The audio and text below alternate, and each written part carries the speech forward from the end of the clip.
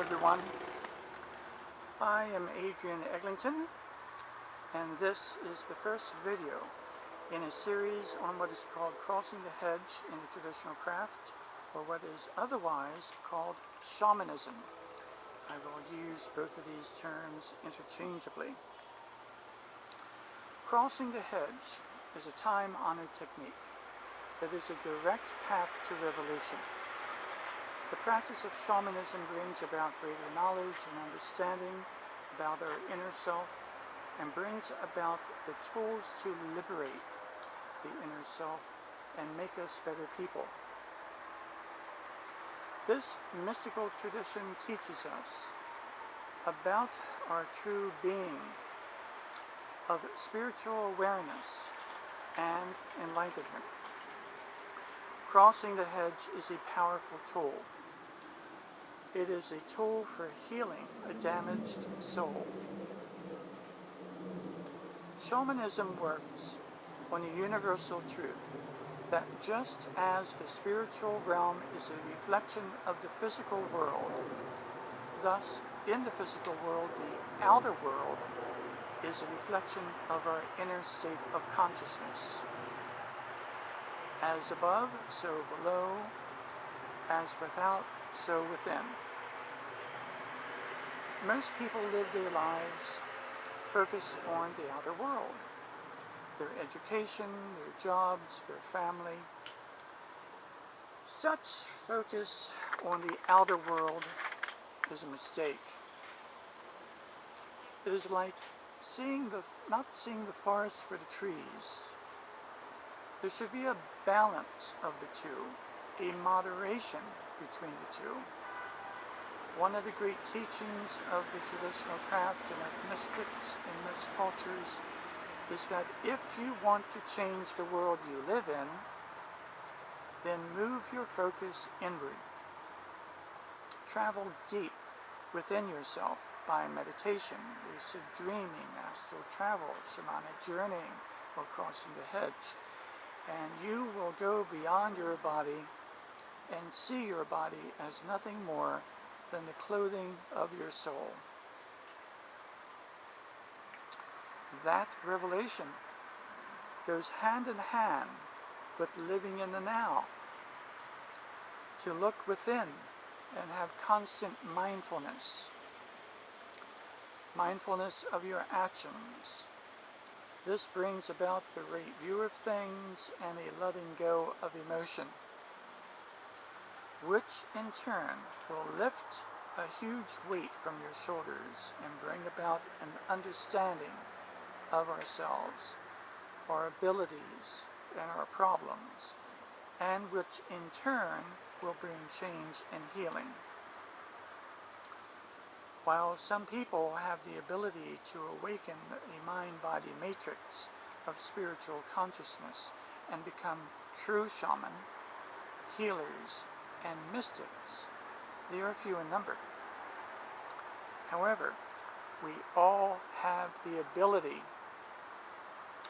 within our consciousness to learn the techniques of spirit travel and to benefit from that. It will dramatically raise our latent, transpersonal awareness and connect with the sacred realm of the etheric plane. This realm is the key to access to the spirits. And this access is an experience that can utterly transform you. That is why being spiritually out of balance causes emotional and physical illness, a loss of power or energy, which creates chronic depression, illness, and misfortune. Shamanic healing, on the other hand, can bring about long-term healing. Shamanism teaches us to transcend the state of separateness and experience ourselves as spirit, as divine light. And we are able to access our spirit guides and spirit teachers and knowledge from spiritual energy. It all comes down to what people need in their lives. Some people need contact with their spirit guides for guidance. Some people need a soul retrieval. I'll talk about that in a future video. Some people need a specific shamanic technique to effect a healing. And I'll talk about that as well later on. While others need to experience an ego-separate state, to cross the hedge, to embrace a spiritual level of oneness and experience a lack of separation, and embrace the healing of being in the presence of the divine light of the gods. One could equate that with more of a mystical approach to understanding spirituality.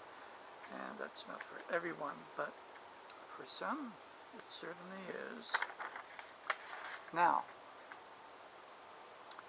the thing is that everyone needs different things according to one of three things. Either the different paradigms of their own soul, the soul's history, or the dynamics of the current life that they live, or a combination of two or all three, possibly.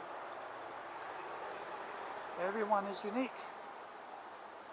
In crossing the hedge, we see in shamanism today a means of bringing into use the old means of delving into the mind, to travel beyond the hedge and cross the veil into the astral plane.